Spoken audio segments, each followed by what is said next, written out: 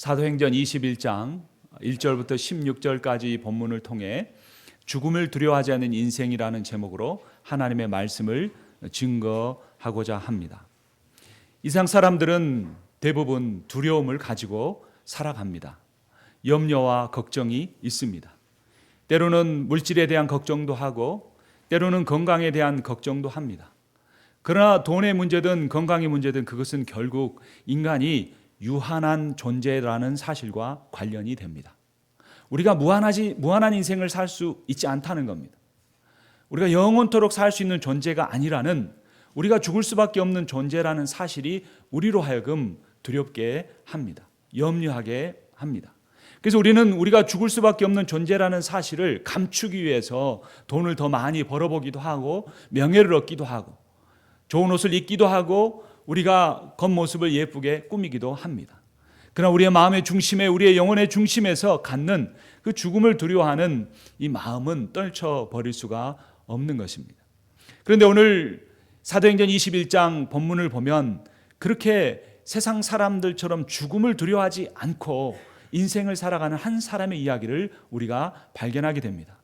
바로 그 사람은 우리가 잘 아는 것처럼 사도 바울입니다. 사도 바울은 어떻게 해서 그렇게 죽음을 두려워하지 않는 인생을 살 수 있었을까요? 그 이야기를 하기 전에 한 가지 예화를 드리려고 합니다. 두 남매가 있었습니다. 둘 다 어린데 누나가 아팠습니다. 불치의 병에 걸렸고, 그런데 그 혈액형이 희귀 혈액형이어서 수혈을 하지 않으면 살 수가 없었고, 그러나 수혈을 하면 살 수 있는 그러한 상황에 있었습니다. 백방으로 수소문했지만 같은 혈액형을 찾기가 힘들었는데 알고 보니 자기의 남동생이 동일한 혈액형을 가지고 있었습니다. 그래서 그 남동생이 아직 초등학교 1학년도 들어가지 않았는데 그 아이에게 설명을 했습니다. 너희 누나가 몸이 아픈데 너의 피를 너희 누나에게 주면 너희 누나가 살 수 있다는 것입니다. 그 아이는 심각한 얼굴이 되고 한참 고민을 하더니 고개를 끄덕거리며 그렇게 하겠다고 말했습니다. 그리고 수술이 잘 끝나고 이제 누나도 깨어나고 그 수혈을 해준 동생도 깨어났습니다. 그 동생이 의사 선생님과 부모님을 향해서 이렇게 근심 어린 표정으로 말했습니다. 누나는 괜찮나요? 응, 괜찮단다. 그러더니 조금 있다가 더 어두운 표정으로 이렇게 말했습니다. 그럼 나는 언제 죽나요? 그 아이는 자기의 피를 누나에게 나누어주면 자기는 죽는다고 생각한 것입니다. 그러니까 그 아이는 자기 누나를 살리기 위해서 자기의 피를 누나에게 주겠다는 대단한 결심을 한 것입니다. 무엇이 이 아이로 하여금 그런 결단을 하게 했을까요? 무엇이 이 아이로 하여금 죽음에 대한 두려움을 떠나게 만들었을까요? 그것은 바로 자기의 누나에 대한 사랑이었습니다. 그 누나를 사랑하기 때문에 그 누나를 살리기 위해서 죽음이 무엇인지 잘 알지 못하는 아이조차도 자기의 피를 나누어주는 그러한 행동을, 결단을 할 수 있었던 것입니다. 우리의 인생은 어떤 것일까요? 나는 예수 그리스도를 믿는다고 말하고 예수 그리스도를 믿으면 영생을 얻는다고 고백하고 하면서도 내 인생 중심으로만, 내 삶 중심으로만 살아가지 않는가?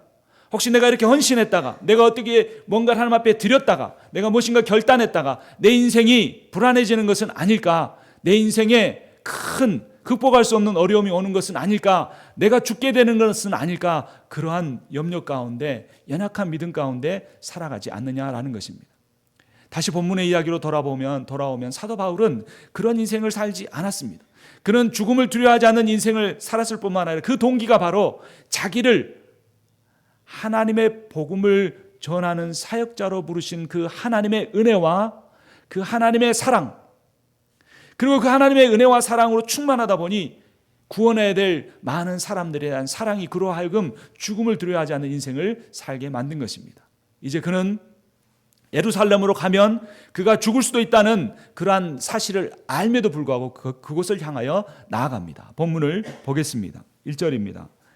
우리가 그들을 작별하고 배를 타고 바로 곳으로 가서 이튿날 로도에 이르러 거기서부터 바다라로 가서, 많은 지명들이 언급이 됩니다. 그런데 중요한 출발점은 1절 마지막에 바다라입니다. 2절, 베니게로 건너가는 배를 만나서 타고 가다가 구브로를 바라보고 이를 왼편에 두고 수리아로 향하여 두로에서 상륙하니 거기서 배의 짐을 풀려 하미러라. 바다라에서 수리하러 가는데 중간에 두로라는 곳에 정박하게 된 것입니다. 왜냐하면 사도 바울이 탄 배는 여객선이 아니라 화물선이었습니다. 그래서 중간 기착지인 두로에서 짐을 내리고 또 다른 짐을 싣는 일을 하는데 7일 정도가 걸렸기 때문에 사도 바울은 거기서 7일 동안 머물러야 했습니다. 바다라에서 두로까지 640km나 되는 5일의 긴 항해를 마치고 사도 바울도 이제 두로에서 쉴 수 있게 되었습니다. 4절 말씀, 그곳에서 어떤 일이 일어났는지 한 목소리로 읽어보겠습니다. 제자들을 찾아 거기서 이래를 머물더니 그 제자들이 성령의 감동으로 바울더러 예루살렘에 들어가지 말라 하더라. 제자들을 찾아갔습니다. 근데 여기서 찾아라고 하는 단어가 헬라어로 보면 한 번도 만나본 적이 없는 사람을 수소문하다, 이런 의미를 갖고 있습니다. 그래서 사도 바울이 건너서 두로에 가면 자기처럼 예수 믿는 제자들이 있다는 사실을 알게 되었습니다. 그래서 마침 두로에 7일 동안 머물게 되자 사도 바울은 그 제자들이 어디에 사는지 아마 주소만 가지고 물어서 찾아간 것 같습니다. 그리고 그들을 만났을 때 기뻐했을 것입니다.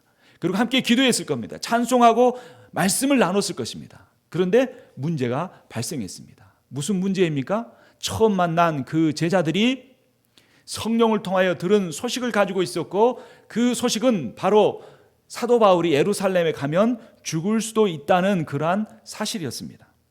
근데 여기서 우리는 하나의 궁금증을 갖게 됩니다. 다시 한번 4절을 제가 읽어보겠습니다. 제자들을 찾아 거기서 이래를 머물더니 그 제자들이 성령의 감동으로 바울더러 예루살렘에 들어가지 말라 하더라. 이 말씀에 의하면, 한글 개역 성경에 의하면 사도 바울이 예루살렘에 들어가지 않아야 한다는 것은 성령께서 가르쳐 주시는 내용처럼 여겨집니다. 그렇다면 사도 바울은 이들의 권고를 무시하고 예루살렘에 가는 것은 성령의 지시를 거스리는 것처럼 여겨지게 됩니다. 그러나 이것은 개역 개정판 한글이 번역을 잘못했기 때문입니다. 20장 바로 옆 뒷부분 20장 22절 23절을 보면 사도 바울이 이렇게 말합니다. 보라, 이제 나는 성령에 매여 예루살렘에 가는데 거기서 무슨 일을 당할는지 알지 못하노라. 20절 23절 같이 읽습니다. 오직 성령이 결박과 환난이 나를 기다린다 하시나. 사도 바울이 예루살렘으로 가는 것은 누구에 의해 매였기 때문입니까? 성령에 매였기 때문이라고 말합니다. 그러니까 성령이 지금 사도 바울을 붙잡고 예루살렘으로 가는 겁니다. 그런데 다시 21장 4절을 보면 성령의 감동으로 바울도 예루살렘에 들어가지 말라고 하니까 이 20장의 내용과 21장의 내용이 서로 충돌되는 것처럼 여겨집니다. 이것은 번역을 잘못했기 때문인데, 원문에 충실하게 번역을 하면 제자들이 성령의 감동에 의해서 사도 바울이 예루살렘으로 가면 큰 환난을 겪는다고 하더라. 그래서 사도 바울에게 가지 말라고 권면했다라는 겁니다. 그러니까 믿음이 없는 사람은, 하나님의 인도를 제대로 못 받고 있는 사람은 바울이 아니라 바울을 처음 만난 제자들인 겁니다. 제자들은 하나님의 뜻이 무엇인지를 알 수 있는 정도의 믿음은 있었지만 그 하나님의 뜻대로 살아갈 만큼의 믿음은 없는 사람들이었습니다. 여러분, 그리스도인에는 두 종류의 그리스도인이 있다고 볼 수 있습니다. 첫 번째 그리스도인은 하나님의 뜻이 무엇인지 분별할 수 있는 능력이 있는 사람입니다. 기도도 할 줄 압니다. 기도할 수 있는 믿음도 있습니다. 성경을 읽으면 어려운 부분도 있지만 대부분의 내용을 이해합니다. 구원이 무엇인지도 압니다. 그리스도인으로 산다는 것의 의미가 무엇인지도 압니다. 알기는 아는데 그대로 살아갈 용기나 믿음은 부족한 사람들입니다. 바로 이 사람들이 사도 바울이 두로에서 처음 만난 제자들입니다. 그런데 그리스도인들 가운데는 또 한 부류의 그리스도인들이 있습니다. 내가 하나님의 뜻이 무엇인지 알 뿐만 아니라 그 삶을 위해서 내가 물질이건 시간이건 내 인생이건 무엇이건 그것을 실제로 드릴 수 있는, 단지 무엇을 드리는 것뿐만 아니라 하나님의 말씀대로 자신의 인생을 결정하고 나아갈 수 있는 믿음이 있는 그런 사람인 것입니다. 여러분, 하나님의 뜻을 아는 것과 하나님의 뜻대로 사는 것은 다릅니다. 내가 하나님의 뜻을 안다고, 성경을 배웠다고, 그것을 인정하는 믿음의 단계에 이르렀다고, 구원받았다고 착각해서는 안 됩니다. 내가 그렇게 그러한 것들을 단순히 지식적으로 인정한다고 내가 하나님의 자녀가 100% 됐다고 착각해서는 안 됩니다. 믿음은 지식이 아니고 실제적인 능력입니다. 믿음은 인격적인 하나님과 성령을 통하여 우리 안에 들어온 것이기 때문에, 물론 신앙생활의 과정 중에 유아기적인 과정도 있고 청년적인 과정도 있고 장년적인 과정도 있기 때문에 조금씩 성장해 가지만, 오랜 시간을 지나는 동안에도 내게 지식만 있고 그 지식 중에 일부라도 실천의 삶은 믿음이 없다면 내 삶을 다시 한번 돌아봐야 합니다. 그런 믿음의 결단을 우리에게 주기 위해서 사도행전 21장은 우리에게 쓰여진 것입니다. 로마서 8장 14절에서 18절은 이렇게 말합니다. 신약성경 249페이지입니다.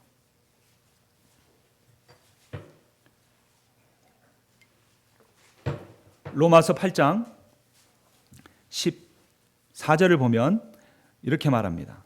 무릇 하나님의 영으로 인도함을 받는 사람은 곧 하나님의 아들이라. 누가 하나님의 아들이라 라고 선포하고 있습니까? 하나님의 영으로 인도함을 받는 사람. 사도 바울처럼 사도행전 20장에서 성령의 매 예루살렘으로 가는 사람, 핍박이 있을 줄 알고도 성령이 인도하기 때문에 가는 사람은 하나님의 아들입니다.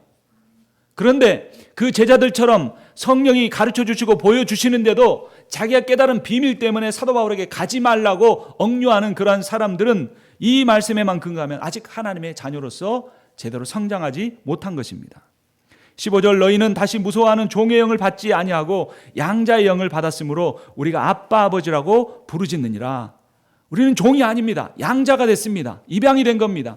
하나님의 자녀가 됐습니다. 이 로마 당시에는 입양된 자녀와 그 혈육을 통해 태어난 자녀가 똑같은 법적인 권한을 가지고 있었습니다. 그러니까 입양되었다는 것은 하나님의 진짜 자녀가 됐다는 겁니다. 그러니까 하나님의 영으로 인도함을 받을 때 우리에게 이런 확신이 있어야 됩니다. 하나님이 내 아버지이시다. 세상에 어떤 아버지가 떡을 달라는데 돌을 주겠습니까? 세상에 어떤 아버지가 생선을 달라는데 뱀을 주겠습니까? 하물며 하늘에 계신 아버지께서 우리가 아버지께 구하면 좋은 것을 주시지 않겠습니까? 그러므로 우리는 하나님의 영이 우리의 인생을 이끌어가면 인간적인 눈으로 볼 때는 환난이고 고난이고 아픔이어도 그대로 순종하며 가면 하나님이 반드시 복을 주신다는 사실을 믿어야 합니다. 물론 그것이 세상적인 복이 아닐 수도 있고 그것이 당장 내게 어떤 세상의 복이나 물질적인 복으로 오지 않을 수도 있지만, 내 생각과 판단과 지혜를 뛰어넘어서 내가 바라고 원하고 내가 추구할 수 있는 그 모든 것보다 더 뛰어난, 더 풍성한, 더 놀라운 복이 하나님을 아바 아버지라 부르고 성령의 인도하심을 따라가는 사람의 삶에 주어진다는 겁니다. 성령이 우리 안에 이렇게 증언하십니다. 16절에 성령이 친히 우리의 영과 더불어 우리가 하나님의 자녀인 것을 증언하시나니. 성령의 인도함을 따라가는 사람에게 그 성령이 그 안에서 증언하십니다. 그런데 이 자녀라는 사실, 그것으로만 끝나지 않습니다. 17절 말씀 같이 읽습니다. 자녀이면 또한 상속자 곧 하나님의 상속자요 그리스도와 함께한 상속자니 우리가 그와 함께 영광을 받기 위하여 고난도 함께 받아야 할 것이니라. 여러분, 영광을 받기 원하십니까? 여러분, 왜 사람이 칭찬을 받으면 기분이 좋을까요? 교만하니까 그럴까요? 아닙니다. 하나님 우리를 그렇게 지으셨기 때문입니다.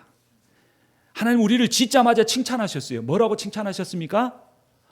보시기에 심히 좋구나, 이렇게 칭찬을 하셨어요. 여러분, 누가 제 앞에 가서 저를 빤히 쳐다보면서 목사님을 볼 때마다 제 마음이 심히 이렇게 좋은지 모르겠어요. 그러면 제가 기분이 나쁘겠습니까? 좋겠습니까? 아마 일주일 내내 그냥 붕붕 떠다니면서 내가 그래도 괜찮은 사람인가 보다 이렇게 생각하며 살 겁니다. 사람은 그렇게 창조를 받았습니다. 그런데 그것이 우리가 세상에서 그것이 느끼는 것이 몇억 만분의 1 정도밖에 안 되고, 나중에 하나님께서 우리에게 주실 영광은 그보다 수없이 더 크고 놀라운 것이라는 겁니다. 그러니까 사도 바울은 이 하나님이 자신에게 주실 이 영광을 바라보면서 갔는데 그 영광을 받기 위해서는 무엇도 받아야 한다고 말하고 있습니까? 고난도 함께 받아야 할 것이니라. 왜냐하면 하나님이 그래 너 믿음 있는가 보자 없는가 보자 내 몇 대 때릴 때까지 너 참는가 보자 이게 아닙니다.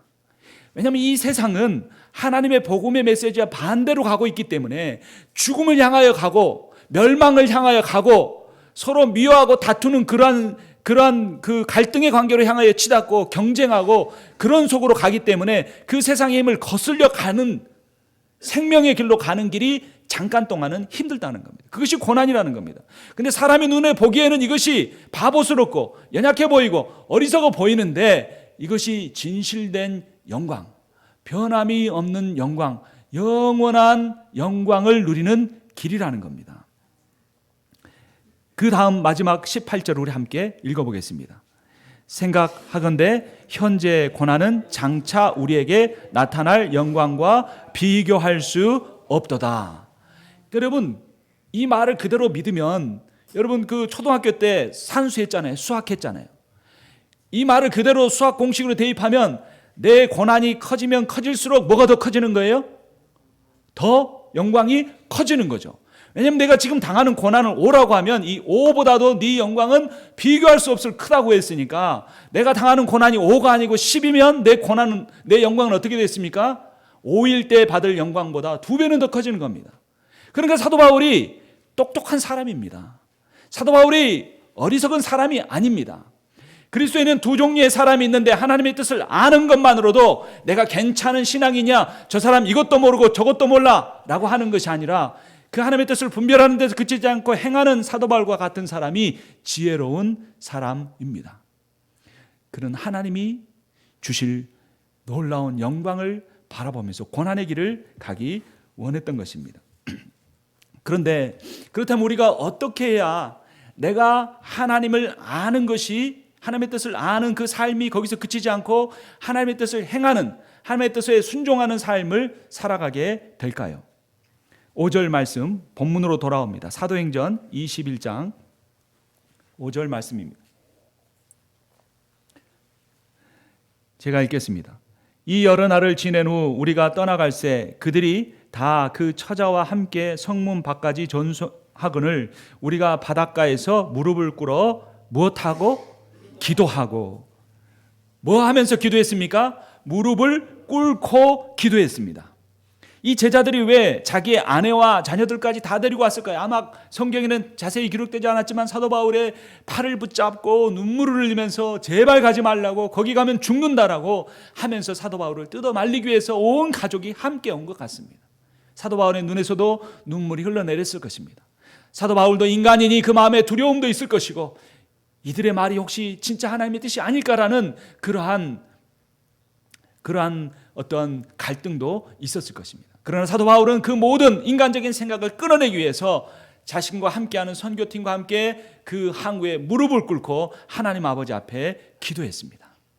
여러분, 기도하는 사람이 믿음이 있는 사람일까요? 기도하지 않는 사람이 믿음이 있는 사람일까요? 저는 이전에는 기도하는 사람이 믿음이 있는 사람이라고 생각했습니다. 그런데 지금은 기도하는 사람이 믿음이 없는 사람이라고 생각합니다. 왜냐하면 기도하지 않고는 견딜 수 없으니까. 기도하지 않고는 내가 그리스도인답게 살아갈 수 없으니까 믿음이 그것밖에 안 되니까 하나님 앞에 매달리는 겁니다. 그러니까 기도하지 않으시는 분들은 믿음이 대단한 분들입니다. 신앙생활 끝낸 분들입니다. 나 정도는 기도 안 해도 이미 다 천국으로 프리웨이가 쫙 뚫렸고 이미 하나님이 도장을 500개쯤 찍어줬기 때문에 나는 그런 기도 같은 거 안 해도 괜찮아. 나는 성경 같은 거 안 읽어도 나는 믿음이 사도 바울보다 1000배는 더 많아. 누가 무릎 꿇고 기도하고 있습니까? 사도 바울이 무릎을 꿇고 기도하고 있습니다. 그가 갈등하지 않았으면 기도했겠습니까? 그에게 고통이 없었으면, 망설임이 없었으면 기도했겠습니까? 그에게 고통이 있고 망설임이 있고 아픔이 있기 때문에 하나님 앞에, 그들 앞에 무릎 꿇고 기도함으로써 모든 것을 끊어내고 하나님을 향하여 하나님 주실 영광을 향하여 나아가려고 하고 있는 것입니다. 그래서 빌립보서 4장 6절에서 7절은 이렇게 말합니다. 신약성경 322쪽입니다.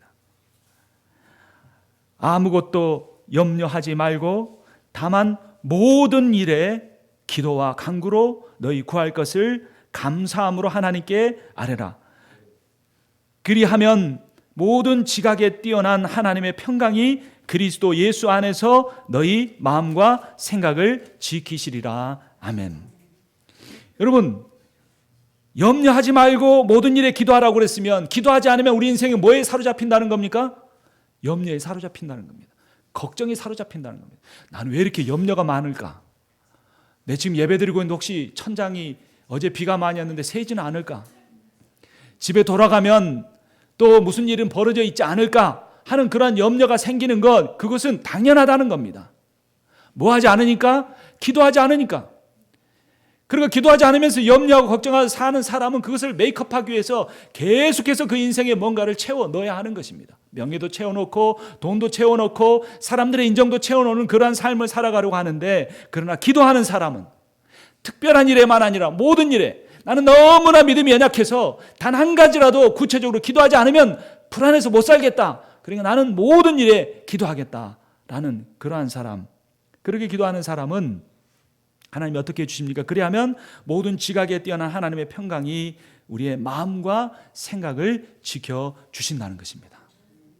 여러분, 저는 기도하지 않으면 안 될 정도로 믿음이 연약한 목사라는 사실을 최근에 깊이 깨닫고 있습니다. 불안합니다. 걱정이 있습니다. 부족합니다. 그래서 무릎 꿇지 않고는 견딜 수가 없는 상황으로 치닫고 있습니다. 이전에는 어떻게 살았는지 잘 모르겠습니다. 여러분 자신의 삶을 한번 돌아보십시오. 다른 사람이 뭐라고 하느냐, 그것이 아니라, 목사가 이 강단에 서서 뭐라고 외치느냐가 아니라, 내 영혼이, 내 참 자아가 나를 향해서 뭐라고 하는지 한번 그 소리를 들어보십시오. 대부분의 사람들은 자기 내면의 소리에 귀 기울이며 살지 않습니다. 어렸을 때부터 부모님이 너는 의사가 되라, 내 못다 산 인생의 한을 풀어주라, 너는 사업가가 되라, 너는 학자가 되라 했던 말들, 친구들과 대화하면서 나눴던, 선생님이 주었던 세상에서는 성공하고 봐야 된다, 세상에서는 돈이 최고다, 세상에서 외모가 최고다라고 하는, 그리고 세상의 이 그런 가치관 속에서 그것이 어느 정도 통하는 것을 보면서 우리는 그것을 쫓아 살지만 정말로 내 내면 안에서 내가 무엇을 원하고 내가 무엇을 바라는지 그것을 모르면서 살아가기 때문에 우리의 인생은 고단하고 피곤합니다. 지칩니다. 염려가 있고 걱정이 있습니다. 여러분, 하나님은 우리 한 사람 한 사람을 이미 가치 있는 존재로 만드셨습니다. 뭐를 해야 내가 그것을 이룸으로써 가치 있는 존재가 되는 게 아닙니다. 그것이 거짓 복음입니다. 내가 뭘 해야 되는 것이 아니라 그냥 내가 이 세상에 존재하게 됐는데, 내가 존재하는 그 존재 자체가 하나님이 나만 가지고 있는 독특한, 나만 가지고 있는 하나님이 주신 그 특성으로 나를 정말로 존귀한 존재로 지으셨다는 겁니다. 이것이 첫 번째 복음입니다. 이것이 창세기에 나타난 원시 복음입니다. 그런데 사탄이 와서 그것을 가져가 버렸습니다. 선악을 알게 하는 나무 열매를 먹었고 하나님을 떠나게 함으로써 그것을 버리게 만든 것입니다. 그러나 다시 예수 그리스도를 이 땅에 보내주시고 우리를 하여금 깨닫게 하십니다. 너는 처음부터 나에게 소중하고 귀하고 아름다운 존재였다. 네가 무엇을 해서가 아니라 너 자체로 너무나 귀하고 아름다운 존재로 지었다. 그러나 네가 이 복된 소식을 알지 못하기에 내가 이 땅에 인간이 되어 왔고 3년 반의 공생애를 통하여 십자가를 지고 죽는 그 인생을 통하여 다시 내가 처음부터 너를 지을 때 가졌던 그 창조의 계획을 알려주었다라고 하나님이 말씀하십니다. 그것을 누가 깨달으며 삽니까? 기도하는 사람이. 단지 하나님의 뜻을 아는 것이 아니라 그 깨달은 하나님의 뜻을 가지고 한 가지라도 붙들고 살아가게 해달라고, 그리고 대단한 신앙의 기도 제목 뿐만 아니라 내 삶에서 일어나는 모든 걱정, 염려, 그거 한 가지 한 가지 떠오를 때마다 그것을 붙잡고 기도하는 겁니다. 내가 완전하게 됐을 때 세속적인 욕망은 다 버린 다음에 고귀한 종교적인 기도 제목만 가지고 나와서 거룩하게 기도하는 것이 아니라 아직 내가 성화되지 못하고 아직 온전한 믿음이 없어도 그 내 마음에 일어나는 번민과 두려움과 염려까지라도 내가 볼 때 세상적이고 기복적인 내용이라고 할지라도 그것이 내 마음에 있으면 그것을 가지고 하나님 앞에 기도하기 시작하면 하나님이 하나님의 역사를 우리의 인생에 반드시 이루어 주십니다. 사도 바울은 그렇게 기도하고 떠납니다. 6절에 보면 본문으로 돌아옵니다. 사도행전 21장 6절 서로 작별한 후 우리는 배에 오르고 그들은 집으로 돌아가니라. 두로를 떠나 항해를 다 마치고 톨레마에 이르러 형제들에게 안부를 묻고 그들과 함께 하루를 있다가 이튿날 떠나 가이사랴에 이르러 7 집사 중 하나인 전도자 빌립의 집에 들어가서 머무르니라. 아멘. 여러분, 사도 바울이 이제 다른 도시로 가서 한 집에 머물게 되는데 이 집은 수소문에 찾아가는 것이 아니라 보니까 그냥 갔습니다. 아마 약속이 됐던 것 같습니다. 서신을 미리 보내서 그곳에 머물기를 그가 정했습니다. 근데 그 사람이 누구입니까? 빌립입니다. 여러분, 빌립은 7 집사, 초대교회 7 집사 중에 한 사람이었습니다. 근데 초대교회 7 집사와 빌립과 모든 성도들이 예루살렘 교회에서 박해를 피해서 도망가던 시대가 있었습니다. 여러분, 같은 사도행전 8장을 보시면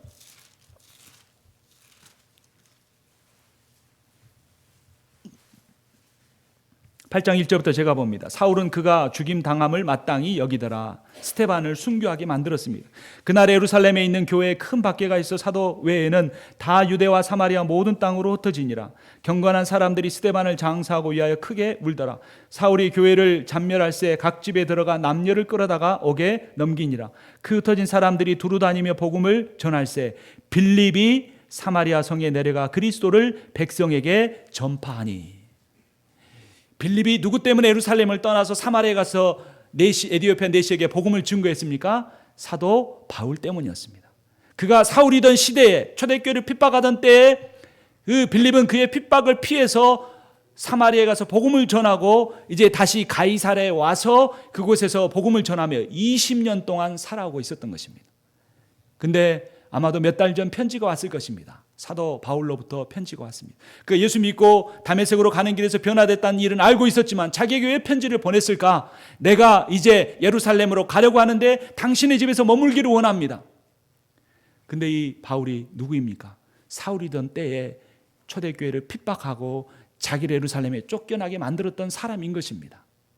근데 또 사도 바울은 왜 그 집에 가서 머물러야만 했을까요? 여러분, 우리는 여기서 또 한 가지 우리의 신앙생활의 비밀을 발견하게 됩니다. 우리가 기도를 통해서 우리가 이미 알고 있는 하나님의 뜻을 행하는 삶을 살아가게 된다고 했는데 그 모든 과정들이 나의 어떤 인격의 신실함이나 나의 온전한 신앙으로부터 오는 것이 아니라 거의 전부가 다 하나님의 은혜라는 것입니다. 사도 바울이 지금은 예루살렘을 향하여 순교할 각오로 가고 있지만 이전에는 그가 이 빌립을 핍박하던 사람이었습니다. 예수님의 반대편에 서 있던 사람입니다. 예수 믿는 사람 보기만 하면 믿고 그 왜 교회 다니냐고 말하고 예수 믿는 사람들이 더 악한 일 행한다고 비판하던 그러한 정도가 아니라 바울은 그 사람들 잡아다 감옥에 집어넣든지 순교하게 만들어야 직성이 풀리는 사람이었습니다. 그런데 그런 그가 20여 년이 지난 이 세월에 자기가 핍박했던 한 사람의 집에 머무는 그러한 환경에 이르게 된 것입니다. 여러분, 우리의 인생은 어떨까요? 고린도전서 15장 8절부터 바울은 이렇게 고백을 합니다. 신약성경 281페이지입니다. 바울이 이렇게 고백합니다. 맨 나중에 만삭되지 못하여 난 자 같은 내게도 보이셨느니라. 나는 사도 중에 가장 작은 자라. 나는 하나님의 교회를 박해하였으므로 사도라 칭함받기를 감당하지 못할 자니라. 그러나 내가 나 된 것은 하나님의 은혜로 된 것이니 내게 주신 그의 은혜가 헛되지 아니하여 내가 모든 사도보다 더 많이 수고하였으나 내가 한 것이 아니요 오직 나와 함께 하신 하나님의 은혜로라. 아멘. 사도 바울은 신약시대 가장 위대하게 쓰임받은 사람 중에 한 명이었습니다. 그런데 왜 하나님은 그러한 사람으로 쓸 제목을 사울과 같은 악한 인간, 변화되지 않는 인간, 하나님을 향하여 거짓 불통이었던 인간, 먼저 된 그리스도인들을 핍박했던 인간을 부르셨을까요? 그것은 바로 이 사도 바울의 고린도전서 15장의 고백을 듣기 위해서였습니다. 아무리 주님 앞에 많이 쓰임받아도 이것은 내가 한 것이 아니고 주님이 하신 것입니다. 내가 아무리 많이 헌신했어도, 내가 아무리 예루살렘을 향하여 순교를 두려워하지 않고 나아가는 그러한 결단을 하고 갈지라도 이것은 내 믿음에서 나온 것이 아니라 내 기도로부터 나온 것도 아니요 나와 같은, 만삭되지 못하여 이 땅에 태어난 것과 같은 자와 같은 나에게 베푸신 하나님의 은혜라는 그 고백을 하나님이 들으시기 위해서였습니다. 여러분, 내가 하나님 앞에 쓰임받고 싶은데, 나도 예수를 믿고 싶은데, 이제까지 살아온 인생이 너무나 하나님과 동떨어진 인생이었습니까? 내가 예수님을 믿고 난 뒤에 어떻게 인생이 펼쳐질까 두려움 때문에 믿음을 갖지 못하는 그러한 상태에 있지는 않습니까? 아무리 봐도 내 안에는 믿음이 생길 것 같지 않은 그러한 마음 때문에 더 신앙생활 기피하는 데 두려움을 갖습니까? 여러분, 사도 바울의 인생을 보면 우리는 딱 한 가지 결론을 갖게 됩니다. 그것은 바로 주님이 하십니다 라는 것입니다. 살아계신 하나님께서 사도 바울을 부르시고 그를 죽음을 두려워하지 않는 인생을 살아가게 하신 것처럼 오늘 이 자리에 부르신 하나님께서, 살아계신 하나님께서 우리를 부르셨으니 우리가 그 주님을 향하여 우리가 정말 작은, 정말로 미세한 믿음의 고백이라도 하나님 앞에 드리면 하나님이 내 마음을 활짝 여시고 성령을 통하여 찾아와 주시고 나를 하나님의 뜻을 깨닫는 자로 변화시켜 주실 것입니다. 또 하나님의 뜻을 깨닫는 것뿐만 아니라 그 자리에서 더 나아가 깨달은 뜻대로 순종하는 사람으로 나를 만들어 주실 것입니다. 그리고 그 일을 다 이룬 뒤에 이것은 내가 한 것이 아니라 살아계신 하나님이 내게 베풀어 주신 은혜라고 고백하여 하나님 앞에 가장 큰 영광을 돌리는 여러분과 제가 되기를 주님의 이름으로 축원합니다. 살아계신 하나님 아버지, 주님의 은혜를 감사합니다. 오늘 내 인생이 어떻게 될지, 내일 내 삶이 어떻게 펼쳐질지 알지 못하는 인생, 유한한 인생, 죽을 수밖에 없는 인생, 그런 우리들을 하나님 불러주시고 영원한 삶과 가치에 대하여 가르쳐 주시니 감사합니다. 아버지 하나님, 우리도 이 세상에 잠깐 있다 없어지는 그러한 것들을 붙잡고 살지 아니하고 영원한 하나님의 나라를 바라보며 살게 하여 주시옵소서. 하나님의 뜻을 우리에게 깨달을 수 있도록 성령을 허락하여 주시옵소서.